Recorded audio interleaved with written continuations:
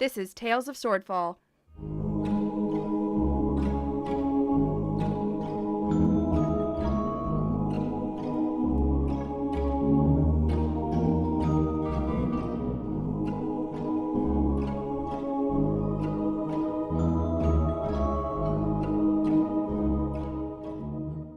Episode 13, Feel the Love.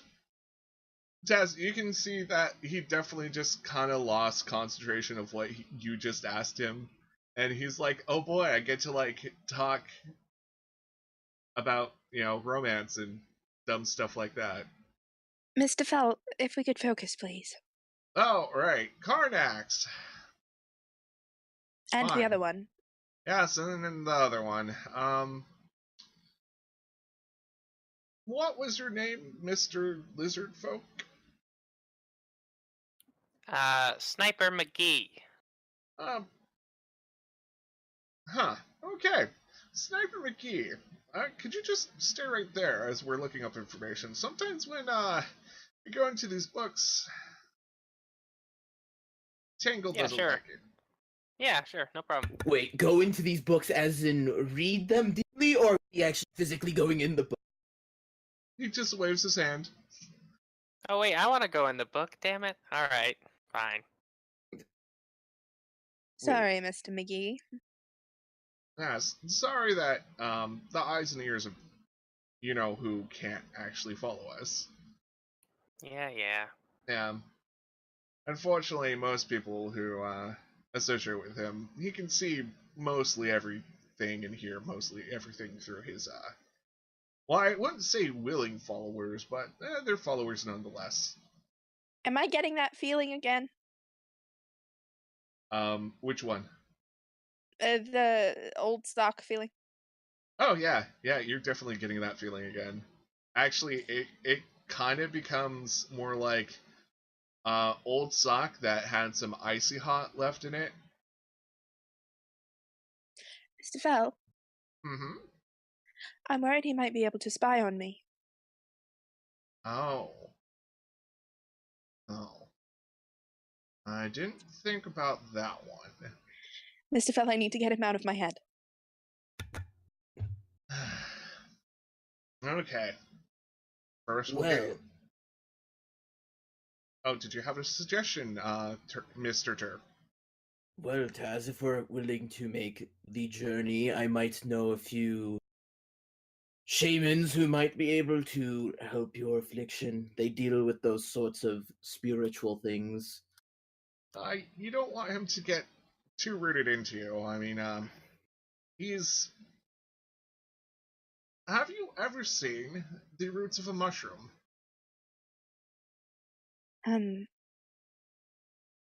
No, but I know a little of them. He nods and he pulls out a book and he opens it. It just happens to be a book of mushrooms. And he points to this particular page he opens up. And there it actually shows the development of a rooting mushroom. And this particular one starts out just as a little root. And then it starts growing, and all the roots intertwine and other mushrooms pop up. Yes, I see what you mean. Yeah, let's take care of you first, and then... Well, or... Mr. Turp, you seem like a capable one of, reading and writing, yes? Sure? You can take Mr. McGee, and, I could point you the way to finding more information on Carnax. Yes, we would be delighted to help. Because, this may take a few minutes with, Miss Taz, and... Yes, you might want to find the information a little bit sooner, especially if you're dealing with such a horrible creature. Yes, come flee. We will, study like we're at the university. Who? If you want to go to the university, that's on the east side of the gates. The magical, College of Swordfall, I mean, if you can't find it here, you might be able to find it there. I'm sorry, Mr. McGee. Please That is accompany correct. me. And he waves his hand, and dancing lights just kind of guide you down the what seems to be longer than usual. Oh gosh, what's the word? Not alleyways. I'm gonna call them alleyways of books because yes, this is that kind of bookshop. It's nice. And he looks at Tabby. So how much time has happened between you and this experience? That's a good question. How much time has happened? It's probably been like let's see, you were traveling around, you were watching Flea do his thing. It's probably been like 2 or 3 hours. It's getting really late at night. 2, maybe 3 hours? Good. He probably hasn't taken root too much. Well, come with me. I hate doing this, especially to loyal customers like yourself, but it kind of has to be done, especially if you want the truth and not a whole bunch of lies. If you can get him out of my head, then I don't care. Director, Flea, you are heading down these aisles of books. Um, as I said earlier, alleyways is probably a better term for these because some of these bookshelves get like touch the ceiling, or at least the books do. Some of these are, filled to the brim. You're not sure. Actually, give me like an investigation check. Let's see if you can figure out the madness to the way he has everything set up. Okay, let's find out. Oh, Flea, 20. How? I am the smartest boy. You I have are. I have a good intelligence score. I'm just a little kid. So, Flea, you notice a pattern, and it makes sense to you since you are young and innocent and not like trying to do things alphabetically ordered. You notice that it looks like size and weight and color are the main factor here, and then it's the subject, maybe, or at least where the subject actually lands within the alphabet. Like, oh, this one has to do with demons, but more specifically possession. So it's in P, and it's red, and it's heavy. So it's in this section. And I think I found it. yeah, you start finding books. Also, you're being guided by the dancing lights, so it's a little bit easier to find than if you were just on your own. And there's a good size section where you are at, where there are books on Karnax. So Krakatur, you said you were like good with the reading. Just because I said it doesn't mean I. Yeah, yeah, I figured. So with your 4 investigation, there's a lot of words in a lot of places on a lot of spines of books. What is a book? Well, I think Flea can actually answer that one for you.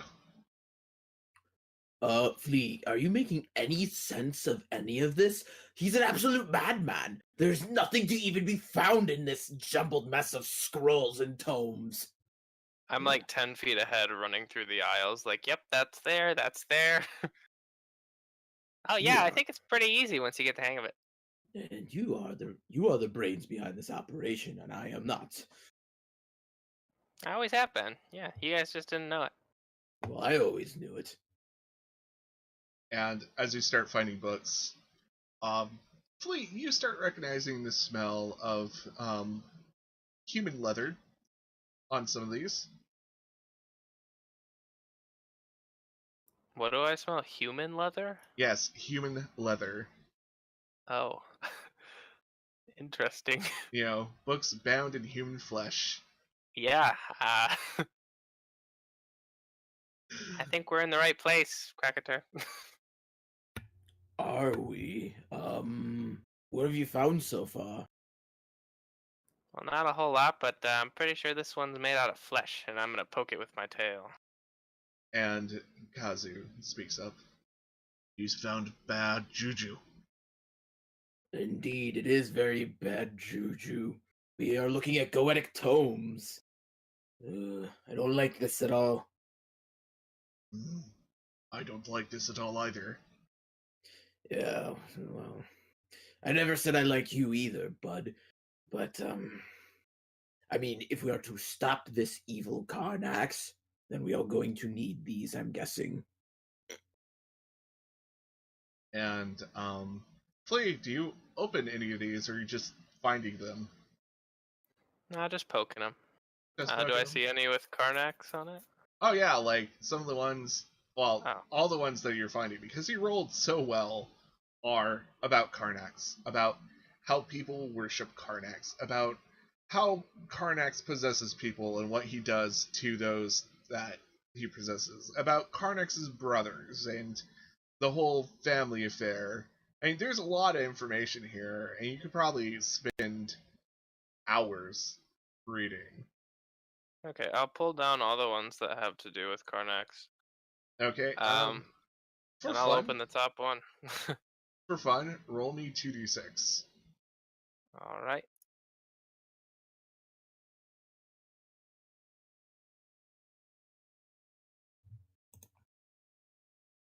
Ooh. 10 books. Awesome. Yeah, like, the first set you find 10 books. Some of them are thick, some of them are thin. Let's just roll this. One of them is a coloring book. Oh, heck yeah. Stashing that in my pocket. Gonna steal from this guy. Okay. Cool. I mean, I'll probably tell him, but I'm just saying I'm gonna hang on to that one. Hang on to the. I don't know. I mean, at this rate, Krakatur might need the coloring book. Hey now. And yeah, I mean, the first book that you actually do open is a it seems like a epic tale about Karnax. It's done in this old poetic style.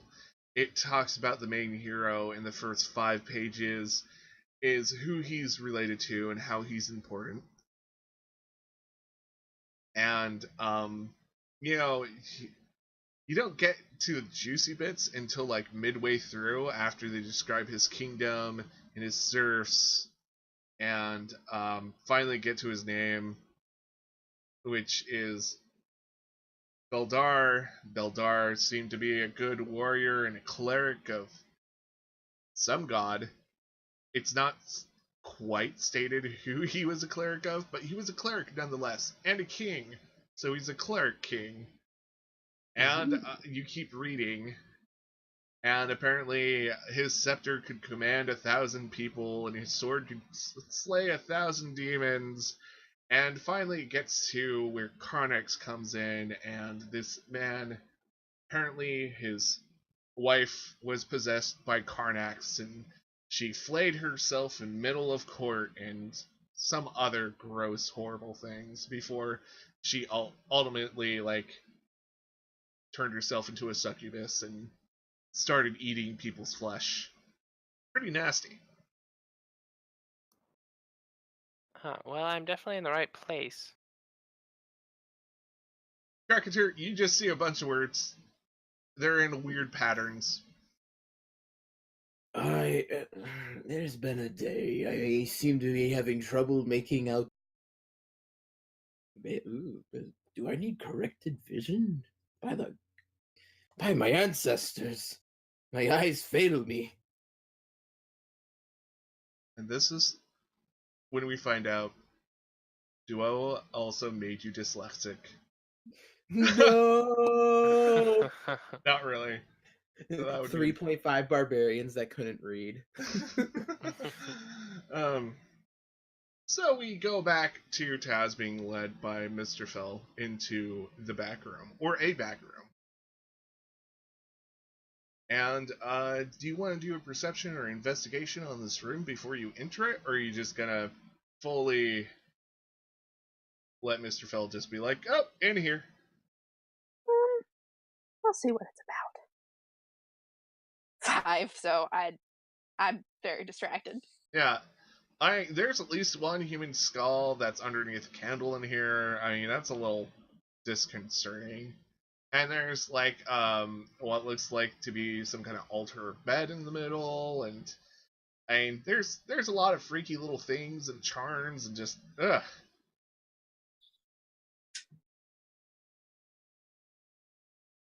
So he takes your hand and leads you into the room, and he starts lighting the candles. He probably uses magic, so it doesn't take like forever. But he turns off whatever gas lamp or whatever is above, so only the candles are showing. He instructs you to lay down on the altar, and he starts mixing something at a table.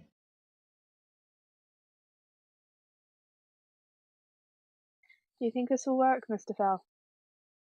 I've done this at least once within the last 20 years. Oh, I mean, first it didn't feel too good, but, it sounded like they weren't feeling very well to begin with, so... fair enough. If this works, will you be able to teach me how to do it, in case I run into someone else with the same problem? I don't see why not. It's not exclusively a cleric or celestial thing or anything. I think a tiefling could do this. Excellent. I have a feeling I haven't seen the last of that thing. I might even work on your friend out there, Mr. McGee. He seems to like Tangle. There's some people who are fans. I mean, when you have a god on your side that can just create its own luck. At what cost? Always at a cost. So, where is the feeling the most? Where is the feeling the most? Give me a body part. Right in my heart. Feels like I don't fit in my own skin anymore. Ah, he got you pretty good. That he did. Well, I might have to make this extra potent. And he starts up like a Bunsen burner, or the equivalent of. He has a whole alchemist set that he's starting to use. You hear things starting to bubble and boil, and he leaves that alone for a few minutes and gets out what seems to be like a bowl, and he starts basically putting arcane symbols on your face, and he's whispering something, and let me just do a check here. Just roll d20 here. Oh, okay, cool. And it must be working, because wherever he starts putting the paint down and writing symbols, it starts itching.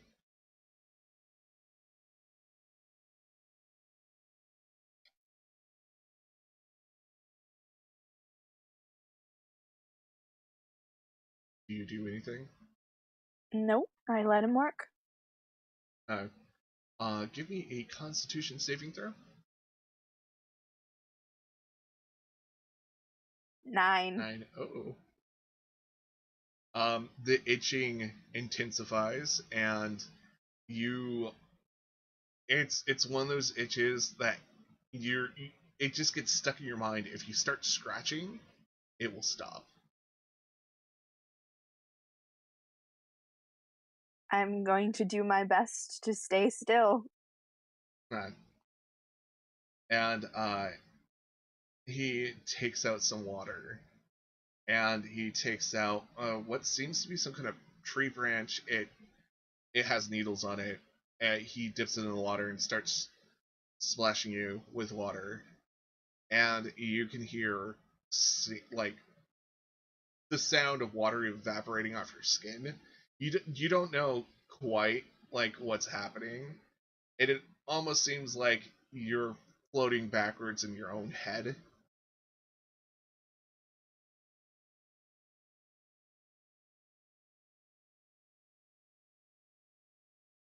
Stay And still. awesome. And he continues. And you swear you hear some kind of like heavy breathing, heaving noise, but you don't feel like you're doing it yourself. But it's definitely not coming from behind you or underneath you or beside you or over you. You realize it starts coming from you. Thank you for listening to Tales of Swordfall.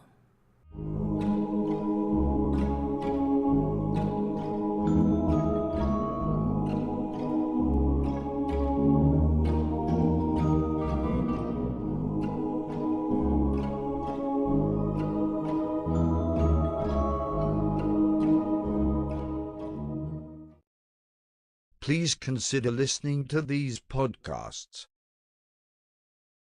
Hello, folks. JP Winterbottom here to tell you about The Beholder's Eye, a 5th edition Dungeons & Dragons narrative-focused actual play podcast about a group of private investigators in a fantasy noir setting with eldritch horror undertones. You can find The Beholder's Eye every other Friday on iTunes, SoundCloud, or anywhere podcasts are found.